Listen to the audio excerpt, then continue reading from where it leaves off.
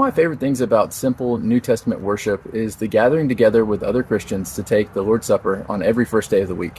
When we open up the Bible, we see the early Christians remembering Jesus as he commanded them whenever he gathered his disciples together to institute the Lord's Supper at a Passover meal right before his crucifixion.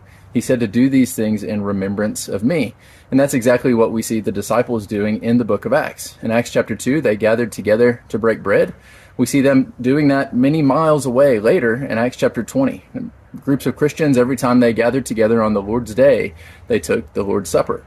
In 1 Corinthians chapter 11, we see instructions given for how the Lord's Supper should be taken, again emphasizing doing this in remembrance of the Lord and his sacrifice. But what we see Paul emphasizing is that they should do this whenever they gather. They should gather to eat. 1 Corinthians 16, 1 and 2 emphasizes that they were gathering together every first day of the week. And so every time we gather together on the Lord's Day, whenever we're worshiping him in song, we're worshiping him in prayer, we can take the Lord's Supper and we can remember what Jesus did for us. We can remember his sacrifice. We can remember how that the sacrifice of his body gathers us together and makes us a body.